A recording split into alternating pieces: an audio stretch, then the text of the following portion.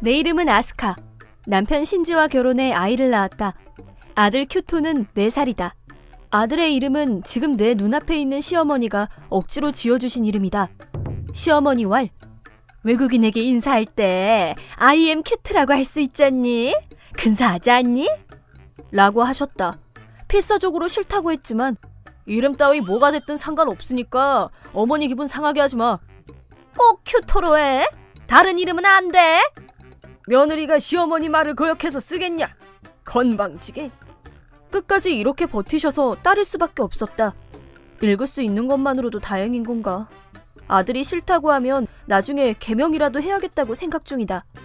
이렇게 한심한 엄마 밑에서 자랐다는 게 믿기지 않을 정도로 큐토는 올곧고 착한 아이다. 친구도 많고 매일 웃으면서 지내고 있다. 나도 평소에는 학부모 친구들과 즐거운 시간을 보냈다.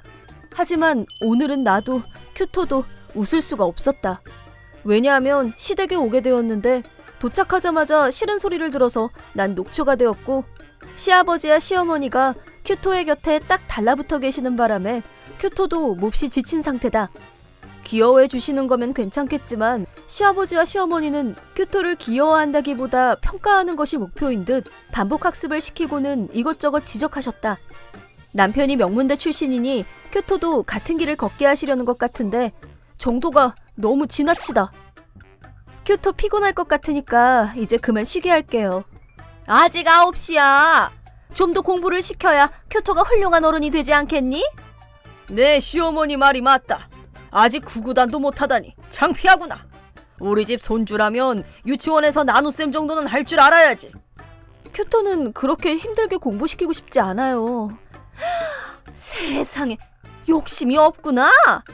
처음부터 우리 집처럼 훌륭한 가문에 이런 무능한 며느리를 들이는 게 아니었어. 나는 큐토를 안고 침실로 피했다. 이래서 시댁에 오기 싫었던 것이다. 고주망태가 된 남편은 우리 모자는 안중에도 없었다. 효도할 수 있는 시간이 얼마 없어. 내 말 따르기 싫으면 이혼해. 시댁에 가는 걸 거절했더니 이렇게 협박했고 그래도 싫다고 했더니 생활비를 주지 않았다. 큐토의 교육비도 내주지 않아서 어쩔 수 없이 시댁에 가기로 했는데 도착하자마자 남편은 술을 마시고 잠들어 버렸다. 나는 집안일을 떠맡게 되었고 큐토의 곁에는 계속 시부모님이 붙어 계셨다. 정말 후회됐다. 여보, 내일이라도 집에 가고 싶어. 큐토도 힘들어하고. 뭐? 아직도 그 소리야? 아버지와 어머니 수명이 80세라고 치면 앞으로 몇 번이나 더 만날 수 있겠어? 앞으로 3일은 더 있을 거야. 효도해. 알았어? 효도가 하고 싶으면 혼자 하든가.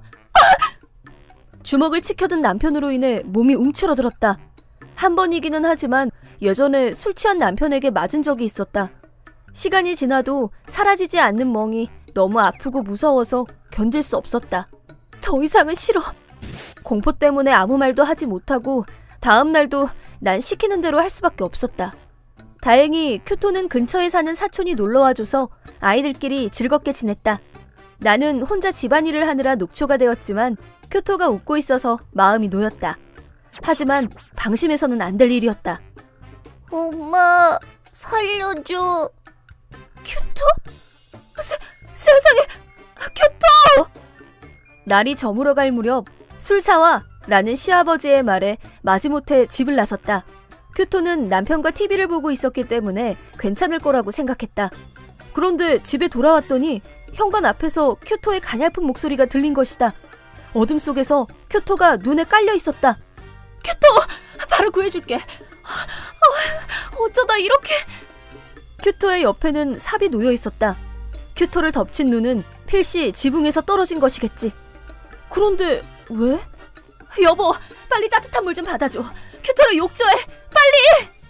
눈더미에서 구해낸 큐토는 다행히 의식이 남아있었고 체온은 따뜻해서 안심했지만 목소리가 너무 가냘펐다. 남편이 귀찮아하는 게 눈에 보였지만 큐토의 상태를 보고는 남편 역시 놀란 것 같았다.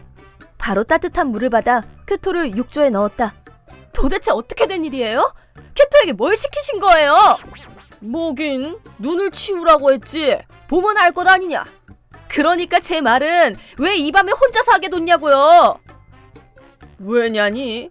우리 집 손주라면 당연히 집을 위해서 일해야지. 그래, 맞아. 낮에는 계속 놀기만 하고 아무런 도움도 안 되었잖니? 아무것도 하지 않는 아이에게는 저녁밥을 주지 않을 거라고 했더니 도와주겠다고 해서 시킨 거야. 익숙하지도 않은 일을 아이 혼자서 하게 협박하다니 너무하시잖아요. 그거 참 시끄럽군. 떽떽거리는 그 입 다물게 해줄까? 시아버지가 주먹을 휘둘렀다. 시어머니는 옆에서 희죽희죽 웃으며 사과할 거면 지금 해 라고 했다. 남편이 발끈했을 때 주먹부터 나오는 건 유전이었던 것이다. 욕조에서 나온 큐토에게 따뜻한 스프를 먹이기 위해 자리를 떠났다. 시부모님은 입만 살아서 아무것도 못하는 며느리, 조금 전에 그 위세는 어디 갔어? 라며 비웃었지만 말이다. 여보, 난 내일 큐토 데리고 집으로 돌아갈 거야. 효도가 하고 싶으면 혼자서 해. 마음대로 해. 너 같은 건 나도 이제 상관 안 해. 남편도 오기가 생겼겠지. 잠시 갈팡질팡하는 듯 했지만 결국 흥하며 외면하고는 아무런 말도 하지 않았다. 엄마, 미안해. 내가 눈 치우기를 잘 못해서. 아니야. 엄마가 큐토를 지켜주지 못한 거야. 정말 미안해. 무서웠지? 큐토가 잠든 후 나는 짐을 싼 후 바로 집으로 돌아갈 수 있게 준비했다. 그리고 찾아온 아침. 한시라도 빨리 시댁에서 벗어나고 싶어 시부모님께 인사도 하지 않고 현관을 나선 바로 그때. 도와줘.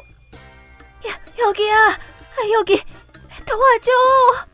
시부모님이 눈에 깔려있는 모습이 눈에 들어왔다. 두 분은 아침마다 근처의 무인 판매점에 채소를 사러 가신다. 뭐든 아침 일찍 가면 좋은 물건을 살 수 있다는 이유로 분명 오늘 아침에도 평소처럼 외출하려 했을 것이다. 그런데 어젯밤 큐토가 쌓아놓은 눈에 발이 걸려 넘어졌고 그곳에 떨어진 눈에 깔린 것 같았다. 순간 못 본 척 할까도 했지만 큐토가 뒤에서 걱정스럽게 바라보고 있었다. 조부모가 곤란한 상황에 처했는데 못 본 척 한다면 교육상으로도 좋지 않겠지. 도와드릴 순 있지만 그럼 지금까지 저와 큐토에게 하셨던 일들 전부 인정하시고 사과해주세요. 뭐를? 제 말대로 하지 않으시면 도와드리지 않을 거예요. 알겠어. 그러니까 살려줘. 그럼 우선 제가 여기 처음 왔을 때의 일부터 할까요? 어머님, 제가 새우 알레르기가 있는 걸 아시고도 새우가 들어간 계란찜을 내놓으셨죠? 그건 일부러 그러신 거예요?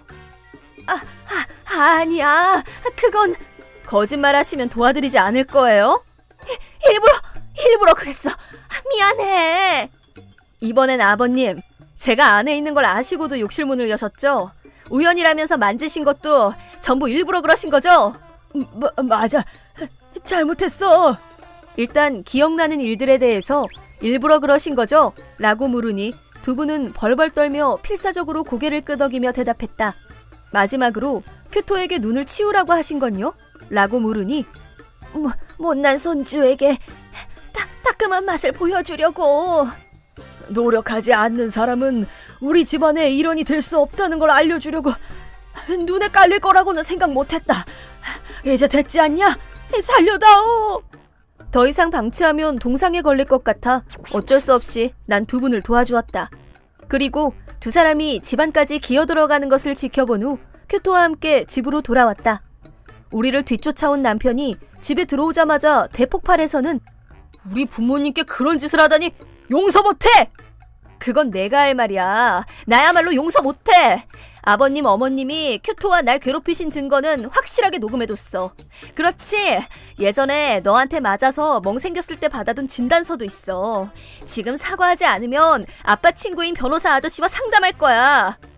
예전에 아빠가 곤란한 일이 생기면 부탁하렴 이라고 하시면서 주셨던 변호사 명함과 진단서를 보여주며 시부모님과의 대화를 녹음한 파일을 들려주었고, 이를 들은 남편은 얼굴이 새파랗게 질린 채 털썩 주저앉았다. 재판까지 가면 자기가 질 거라는 걸 안 것이겠지. 미안해. 고소당하면 난 회사에서도 직위를 잃게 될 거야. 잘못했어. 용서해줘. 이젠 부모님 안 만나도 돼. 부탁해. 용서해줘. 결국 또 자기 위치만 중요하지. 됐어. 고소하지 않을 거야. 대신에 위자료와 양육비는 일괄 청구할 거야. 그리고 이혼해. 응하지 않으면 변호사 통해서 이야기할 거야. 알겠어. 그렇게 우리는 이혼했다.